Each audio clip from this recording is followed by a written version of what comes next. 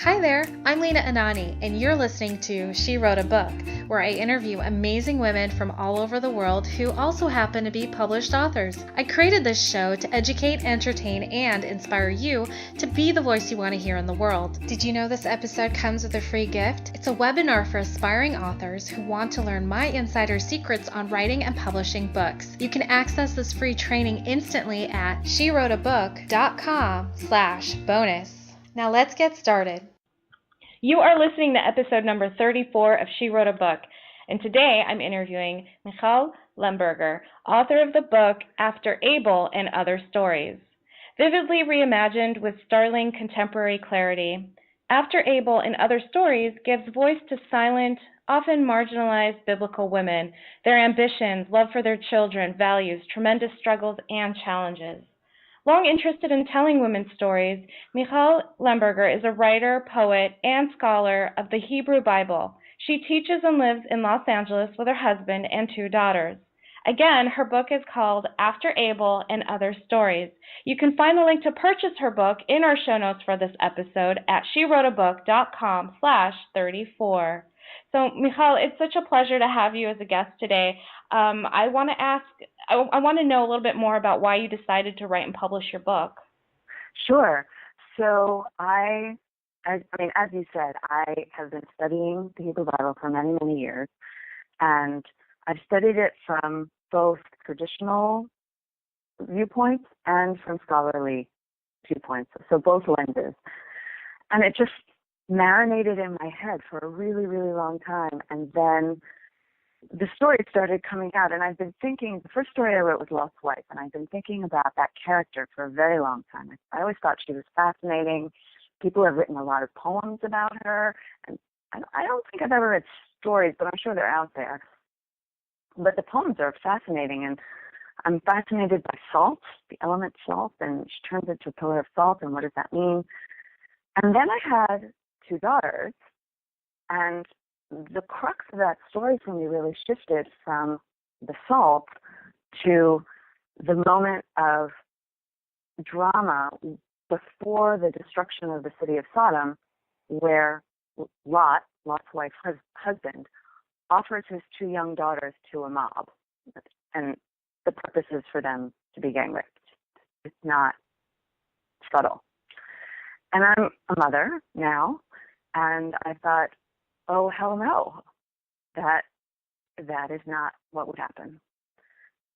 And it's not that there aren't women in the world or in history who wouldn't go along with that. There are, but I wouldn't, and I can't imagine the people in my world doing that. Not that I can imagine the fathers in my world doing this either, but that's really what got the book going. And because I've been interested in women's stories for so long, and I've always really been drawn to stories that have women protagonists, it seemed like the natural course for me to write about women. Also, I should give props where props are due. My husband really encouraged me to write it. And without him, I wouldn't have written it. That's really sweet. That's awesome. That kind of support is very valuable and and very motivating to get such a project done. So, and I love this idea of reimagining the stories to spotlight the women. I think that's fantastic. Now, earlier you said that you said that you studied the Hebrew Bible. How is that different from like the Torah or? Right. So I'm using the scholarly terms. The Torah is the first part. It's the 5 books that people are familiar with: Genesis, Exodus, Leviticus, Numbers, and Deuteronomy. And then there's a whole other set of books that are part of what Christians call the Old Testament, because there's a new one coming after it. But if you're studying it from a scholarly perspective on its own, not as the prequel to something else, we call it the Hebrew Bible. So there are, the prophets, all the doomsayer prophets, Isaiah and Jeremiah and all those guys, and also the stories of King David, Samson, all of those things. Those are in the rest of the Hebrew Bible and not in those first 5 books.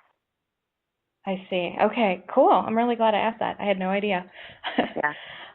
Awesome. So you studied this at UCLA. I'm sorry, I'm Uh-huh. reading your bio on Amazon. You studied this at UCLA and at the American Jewish University. So what made you what made you want to study this topic? And it's not just when you sign up to study it, you're really delving deep into it. So I'm But curious to know like what made you do that?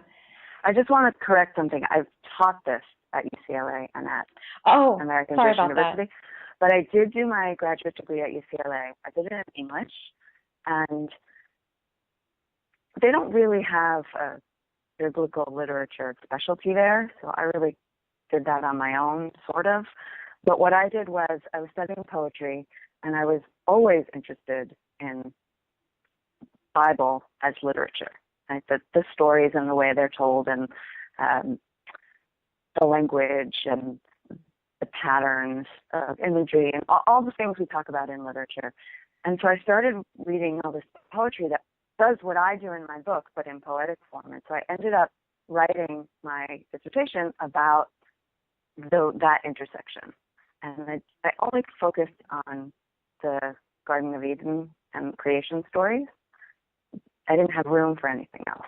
But yeah, it really allowed me to go very, very deep into both the way that poets were reimagining them and the stories themselves and what scholars have said, and looking into the world of the ancient Near East, which is fascinating, and all the other literature around it. And then when I began teaching the Hebrew Bible, I really could expand out and do the same kind of deep delving work with the rest of it that I had done with just the first 3 chapters. Very And cool. Very cool. I really like it. You know, it's so geeky and nerdy, but it's so much fun for me. Oh yeah, no, it's awesome. I think it's great that I just think it's great. I love it. Um, I okay, so I heard you say that your dissertation was on the Garden of Eden. Tell me a little bit about that, and also touch upon. I think you talk a little bit about it in your book. So if you could kind of Sure. Well, so go one of the there. stories, the first story in the book, the title story after Abel, is a monologue spoken by Eve, but it doesn't focus on what happened in the Garden of Eden, which is what most stories that focus on Eve care about, right? She took the fruit, she ate the fruit, whether that, for Christians, that's a moment of great sin. It's not original sin, but it's a moment of great sin, and it leads to uh, the, the staining of the rest of humanity.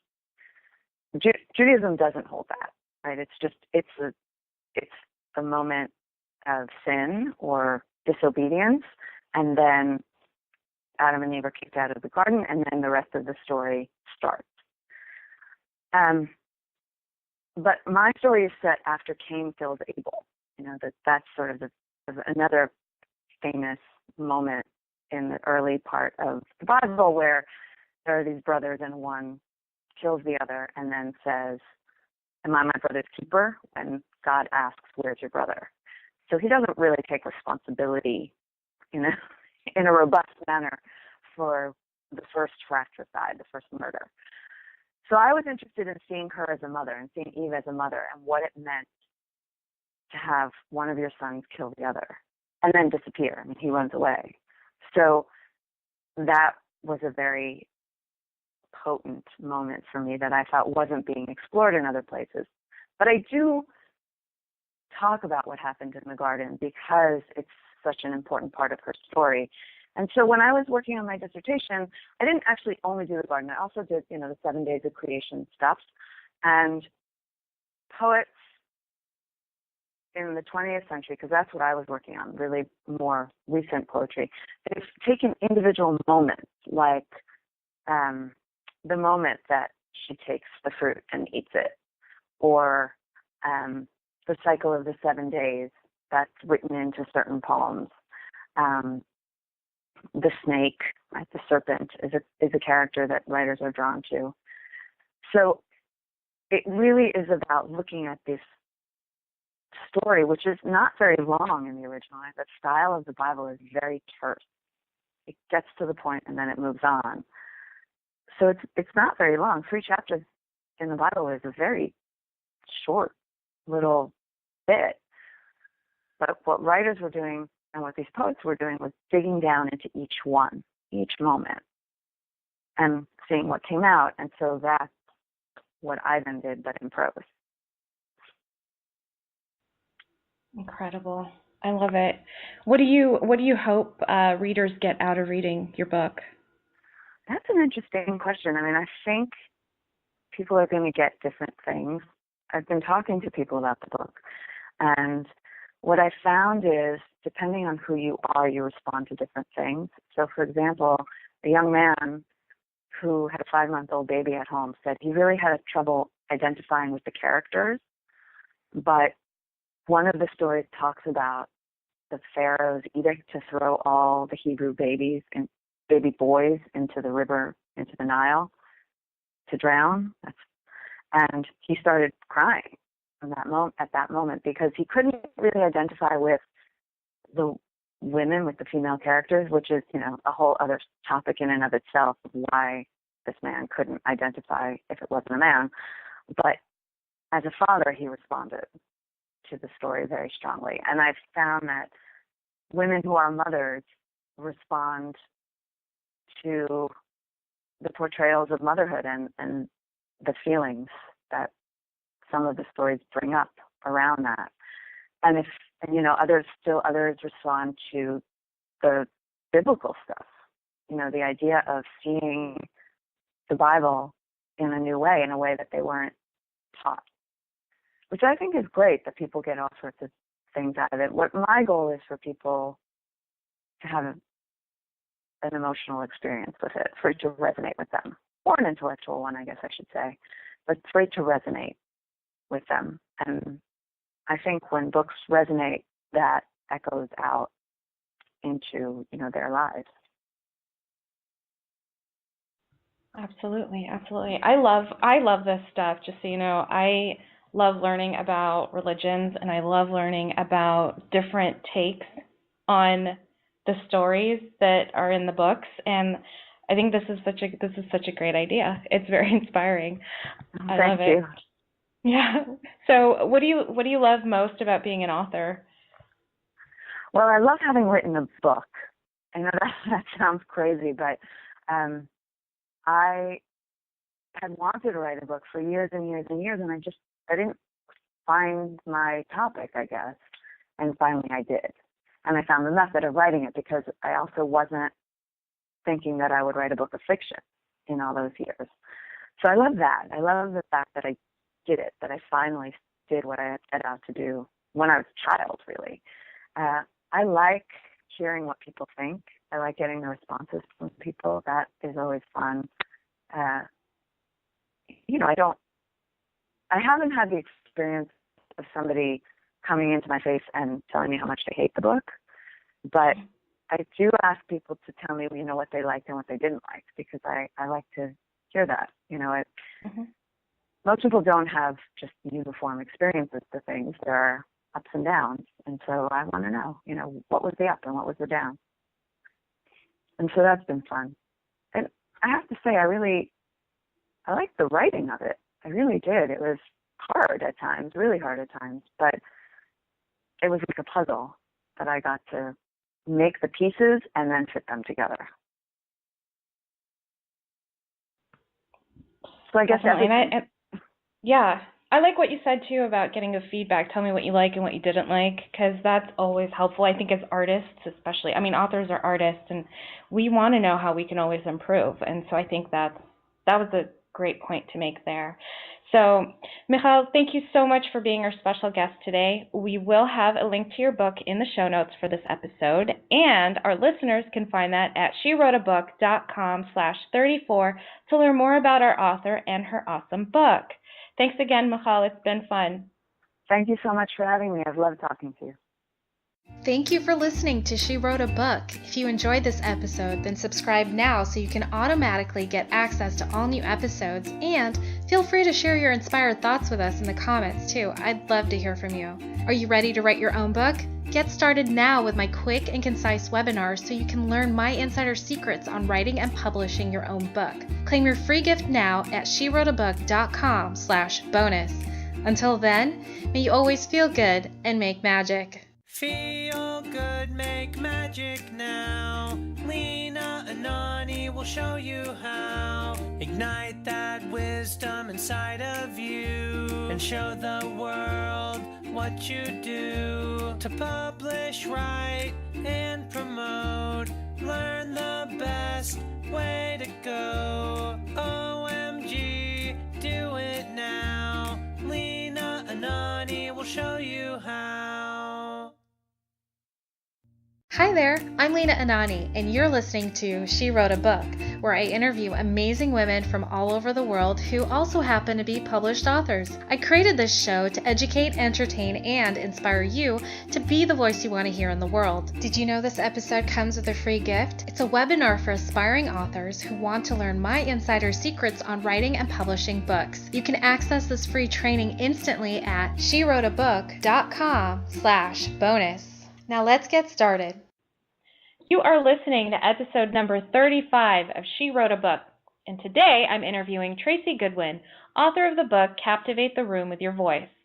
Captivate the Room teaches you step by step exactly how to step into your voice power and captivate your audience regardless of whether you are live, on camera, or behind a mic. This book will show you exactly how to step into your voice power. Tracy started winning speaking awards at the age of 12. She went on to become a professional actor and has spent over 30 years utilizing the power of her voice. Tracy helped countless individuals around the globe speak her truth beautifully.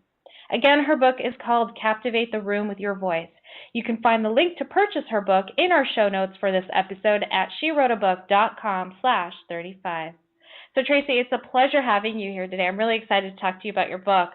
The first thing I want to know is, tell me a little bit about why you decided to write and publish your book.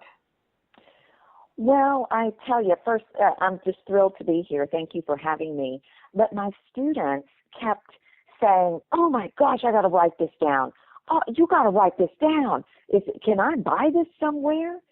So I just decided, sure you can, as soon as I get it written. Because, when you teach things, certainly live, people forget.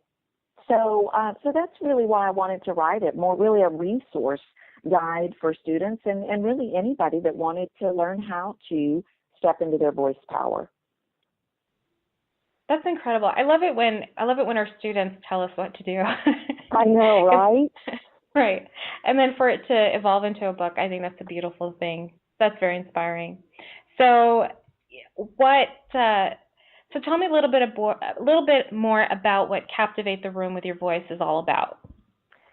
Well, I think that when people think about captivating their audience or breaking through the noise or setting themselves apart, oftentimes the voice is the last thing that they think of.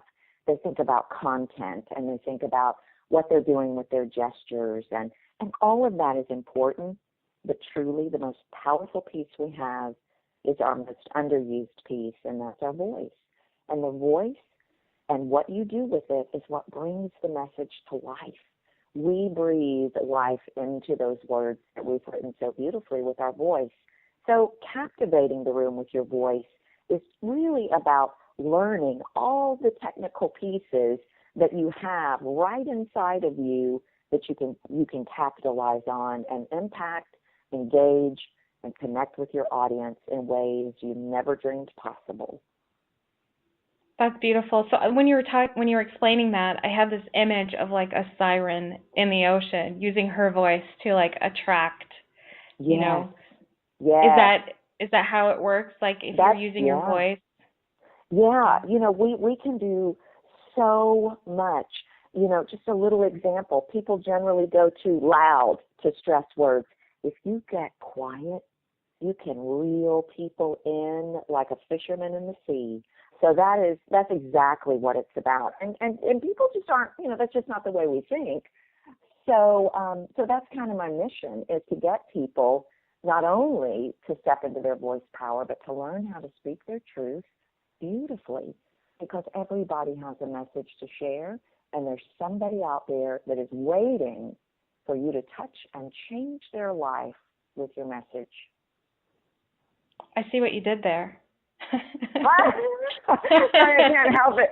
I've been doing this so long. It's just, people will say, do you think about all this stuff you teach anymore? No, I haven't thought about it in 30 years, because that's the way it works. Once you learn how to do something, do you ride a bike and think about how you learn to ride it? No, you just do it. So yeah, guilty as charged. No, that's great. I love that you walk the talk. That's fantastic. So, quick question: what do you think is the biggest challenge that most people face when it comes to working with their voice, or especially in front of an audience? They get bogged down in the words. They get so caught up in what they're saying.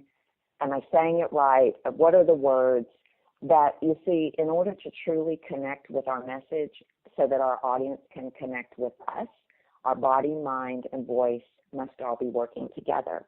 And so the minute we give all of the power to the words, we're thinking about what we're saying, we're trying to remember a script, we have disconnected from our body and voice.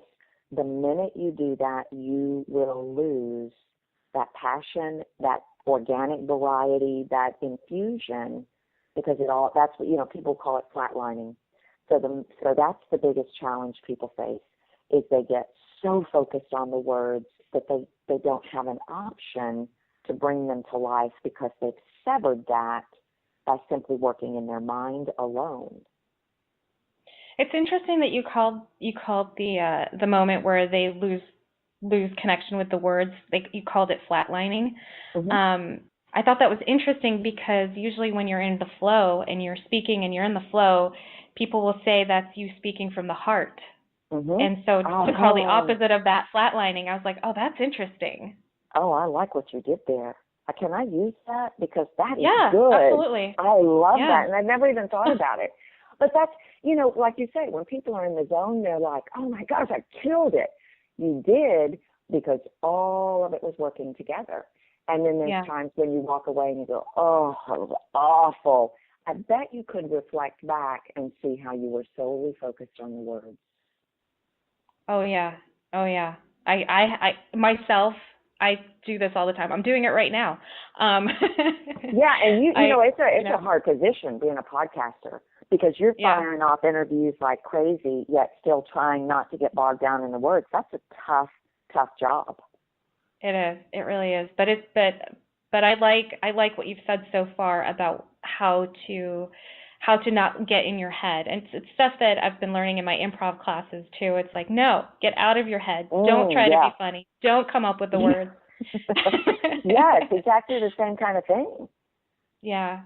So what do you think is the most important thing someone can do with their voice to really captivate their audience, to capture their attention and ultimately, I mean, I as a speaker, I like to speak to sell, and ultimately how to get them to want to follow you and eventually purchase from you. Mm-hmm, mm-hmm. Gosh, that's such, I'm thinking of 5 things right off the top of my head. But I'm going to go with this choice. And this is something we say we're going to do, but it is, and we do it automatically, and that's breathing. But the minute we start focusing on the audience and the words and the delivery, we do one of 2 things. We take in air and we dump it all out and then speak without it, or we take in air and we hold it in so tight we won't let it out. Breath is the fuel to the voice, like gas is to the car.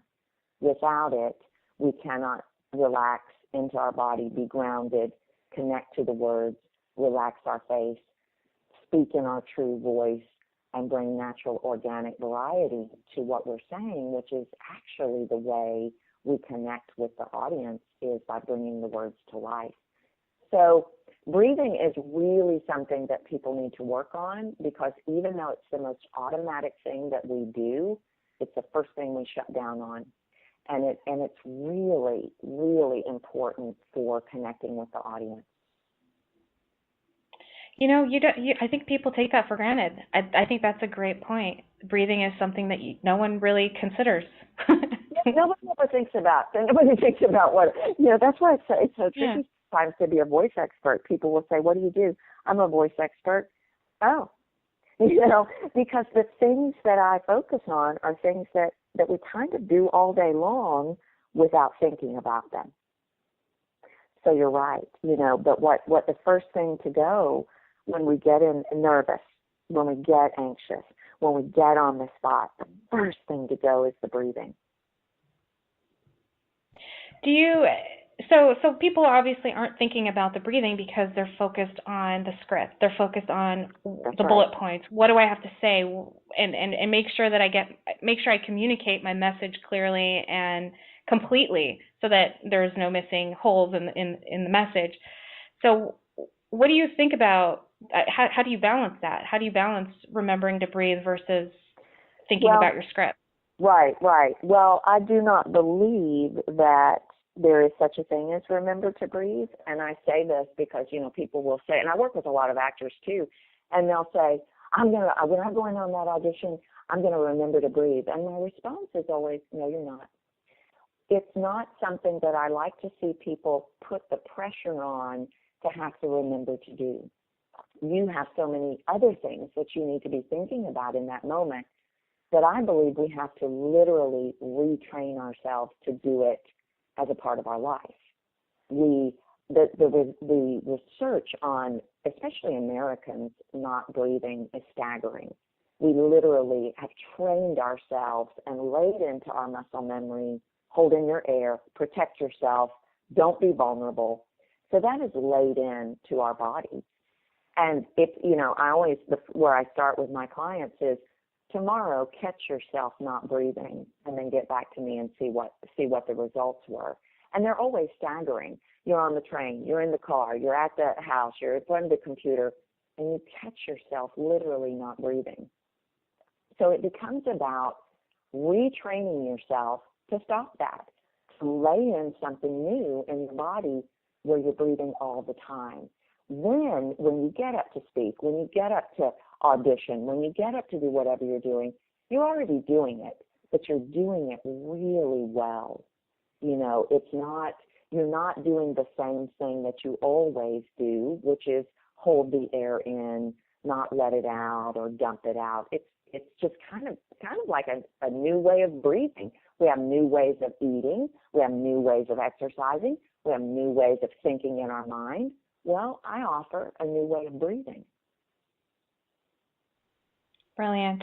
So breathing is the most important thing we should consider. What other topics do you cover in your book?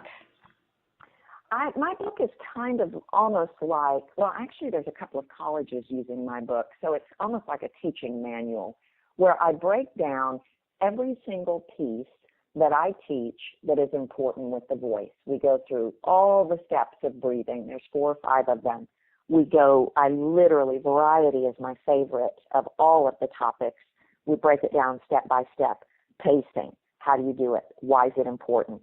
Pausing, how do you do it? Why is it important? Every single piece of variety, every single piece of breathing, connecting to the breath, true voice. And then at the back of every chapter, I have exercises. Okay, this is how you do it. Now, this is what I want you to go out and try. Because just like everything else, you can learn to do it, but you have to practice. I can't play golf, but I could go out and I could learn how to swing a golf club. They're going to teach me a technique. I'm going to practice it, and then I'm going to make it my own.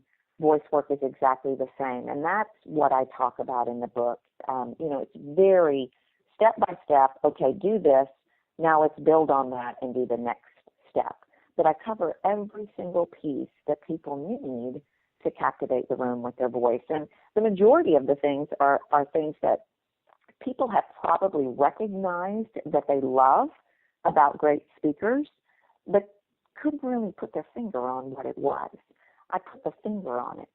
Okay, this is why you pause and how you do it. This is how you reel them in, so that we can take our voice, connect it to the words, and get the desired emotion by affecting the senses It's the voice that has the power to affect the senses, which connects to the emotion, which creates the engagement. So it's very step-by-step how to get to that point. Awesome. So speaking of voice and your written voice, what do you love most about being an author?